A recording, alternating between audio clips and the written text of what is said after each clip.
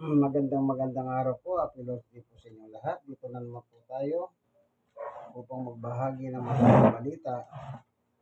Walang iba kundi sa salita ng Diyos, Biblia. Dito tayo sa halika dito. Yan, ginamulto. Ako po ang inyong kaibigan, yes, Brother Manny Bautista. Siya naman po si Mr. Carlo, magandang tanghali po sa inyo lahat. ang magandang tanghali daw po sa inyo lahat. Anong sagot nyo? Siyempre, magandang tanghali rin. Diba? Tayo po ay narito upang magdala ng salita ng Panginoon Diyos nakalagay po sa Biblia.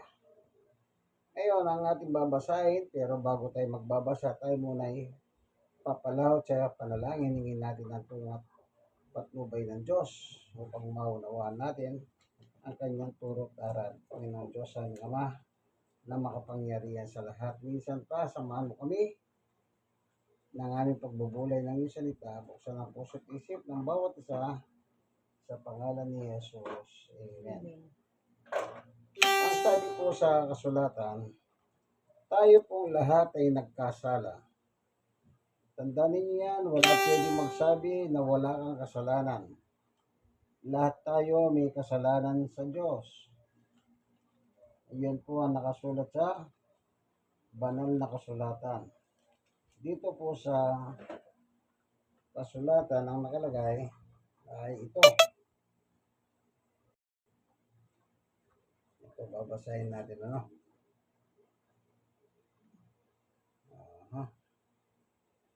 Kaya lumaganap ang kamatayan sa lahat ng tao dahil nagkasala ang lahat. Roma 5:12. Kaya nagkaroon ng kamatayan ng tao kasi nga po dahil sa kasalanan. Yan po sinabi ng Diyos sa Adan at Eva na mamamatay kayo kapag nilabag nyo ang utos ko, sabi ng Diyos, yung patungkol sa pagkain. Kasi ang paksa na yon, ang tao nilagay sa Garden of Eden.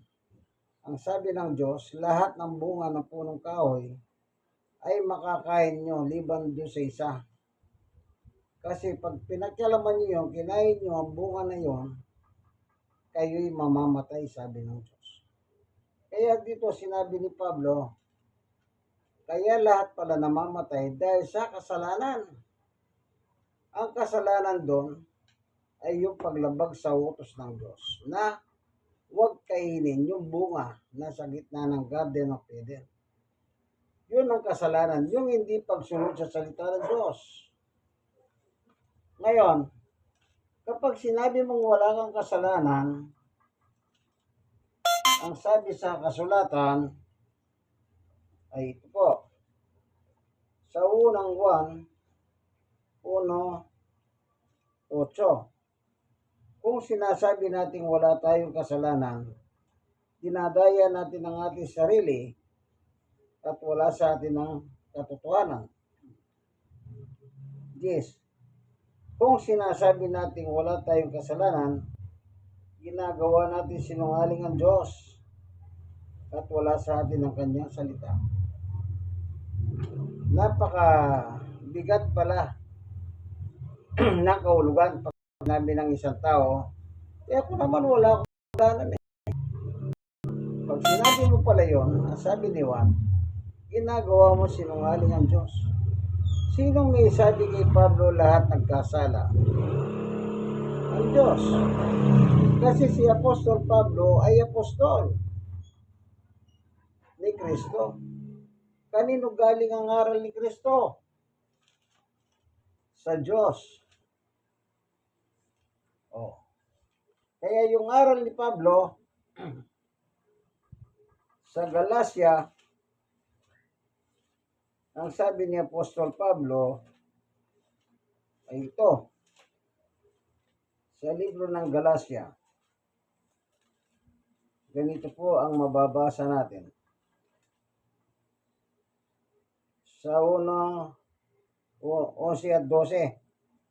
Gusto kong malaman nyo, mga kapatid, na ang mga magandang balitang ipinangaral ko sa inyo o salita ng Diyos, hindi gawa-gawa ng tao. 12.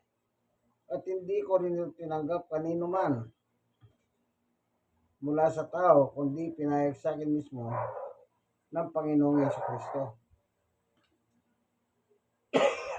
Kanino galing ang aral ni Pablo? Sa Panginoon Diyos, ay Panginoong Yesus. Kanino naman galing ang aral ng Panginoong Yesus?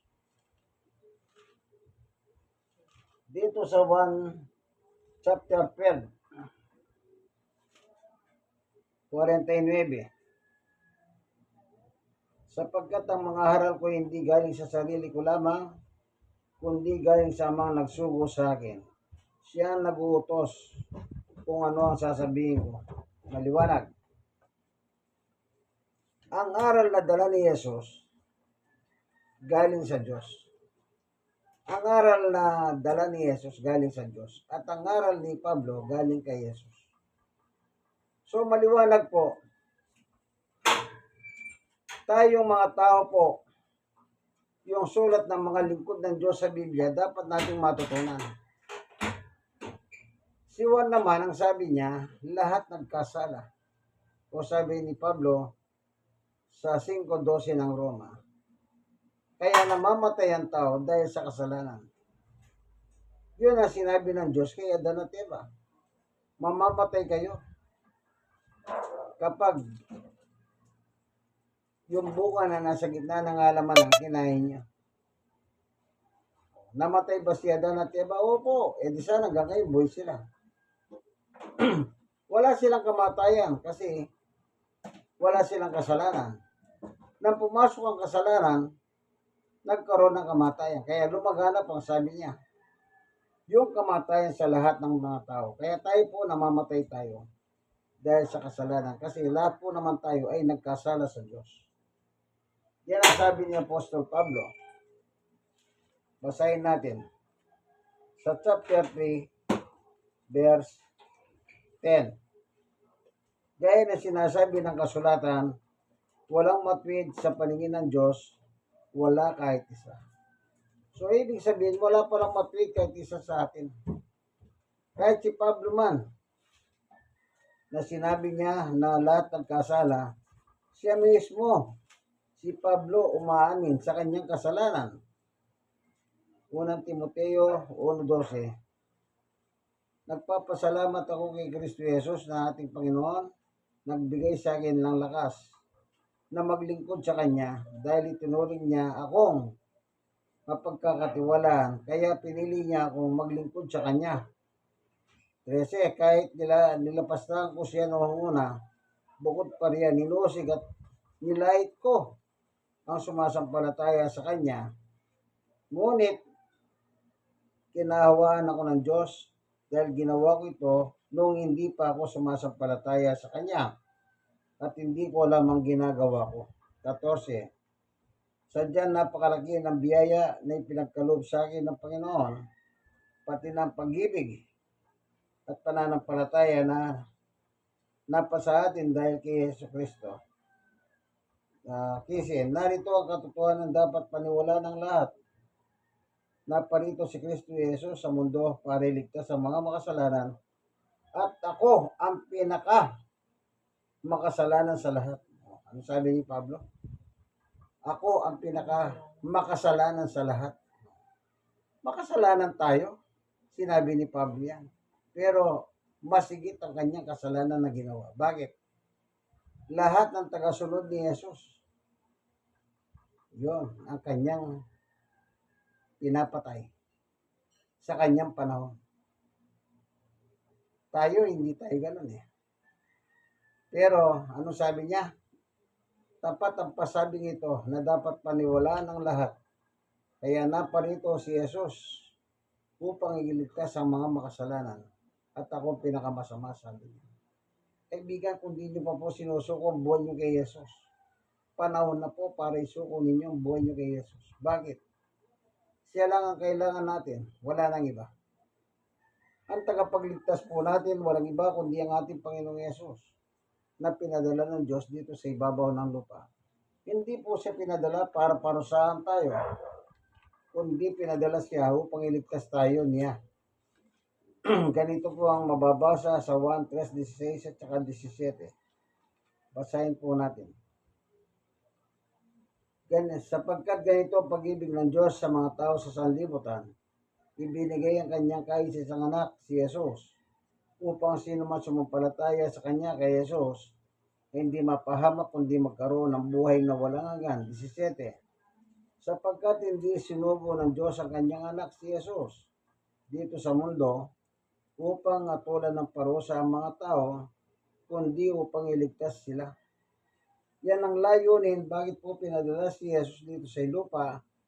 Ito po nangyari nung ipinanganak po ni Santa Maria si Jesus. Upang tayo po palang mga makasalanan na tao na sinasabi ni Apostol Pablo at sinabi ni Juan, upang iligtas tayo sa ating mga kasalanan. Kayo kaibigan, kaya nyo bang iligtas ang sarili ninyo sa tiyak na parusa ng Diyos? Wala tayong magagawa kahit ano pa ang dami ng ating kayamanan. Kahit tayo pinakamatalino sa buong mundo. Tayo na lahat, tayo pang mabait. Hindi natin kayang iligtas sa kasalanan natin, kaibigan. Unless naisuko nyo ang buhay nyo kay Jesus. Sino si Jesus? Ang sinugo ng Diyos. Ang kanyang kaisa-isang anak upang tubusin ang ating mga kasalanan.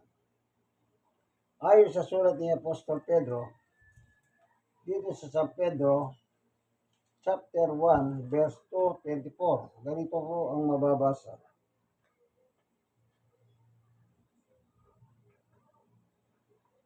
Si Kristo ang umako sa mga kasalanan natin. Kita nyo? Inako niya pala ang kasalanan natin. Nang ipako siya sa krus para iwanan natin ang buhay na makasalanan at mamuhay ng matuwid. Dahil sa mga sugat niya, gumaling tayo. Yon. Inako pala ni Jesus ang kasalanan. Parang ganito, may kasalanan, naalala ko nung araw. Yung kasing, yung matanda kasi nagpe-pension, patay na. So, ginawa ng kanyang anak, hindi nila nireport sa bangko. Kaya tuloy-tuloy pa rin dumarating ang pera ng matanda.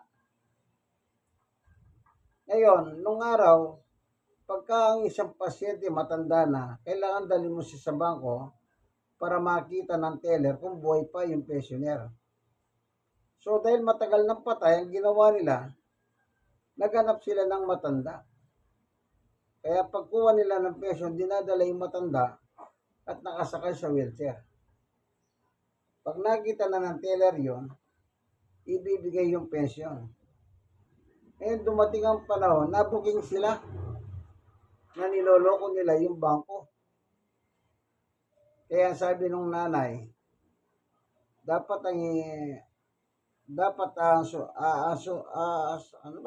asuntuin sila ng bangko. Asuntuin yung apo, pinaka-apo nung namatay. Kasi siyang naglalakad. Sabi niya, dapat asuntuin kayo. Niloko niyo yung bangko. Niloko niyo yung SS. Ang sabi ng nanay sumabat, pwede po ba matanda na ako? Ako na lang po ang ikulong ninyo. Kita nyo? Pwede palang akuin ng kasalanan. Dahil matanda na yung nanay, siya nang umahako. Ako na lang ang ikulong nyo, huwag yung anak ko. Pero ang ginawa ng bangko, hindi naman sila dinimanda.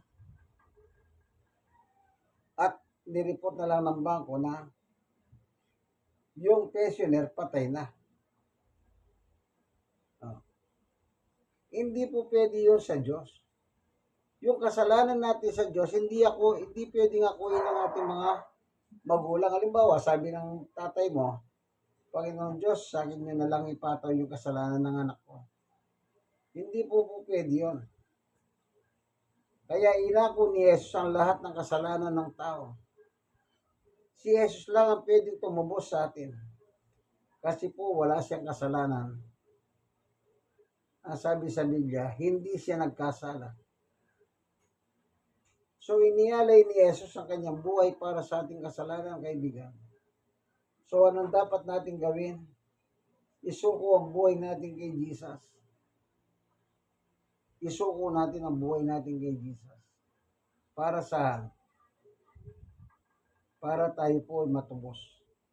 Ang pagtubos ni Jesus sa kasalanan ng tao ay para sa lahat ng tao yan. Pero kung hindi nyo po isusuko ang inyong buhay kay Jesus, hindi po kayo kasali sa kanyang tinubos. Eh bakit? Lahat naman tayo nagkasala, sabi ni Pablo. Pag may kasalanan, may parusa, sabi ni Pablo.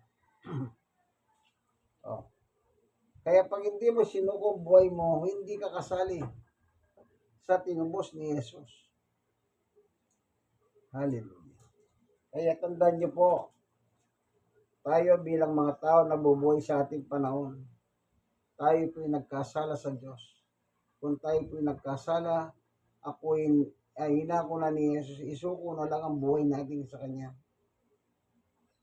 Wala naman talaga tayong magagawa. Ang sabi nga sa Biblia, mahal tayo ng Diyos kung sa pagmamahal lang. Ibinigay si Jesus para upang sampalatayanan natin siya. Ikaw kaibigan nanonood ng video, sumasampalataya ka ba kay Jesus? Naniniwala ba kayo kay Jesus? Na si Jesus ang tutubos ng kasalanan ng tao ayon sa Biblia.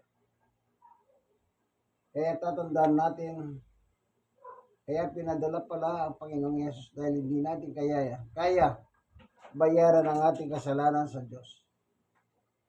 Si Jesus na po nagdala sa ating kasalanan sa ibabaw ng krus.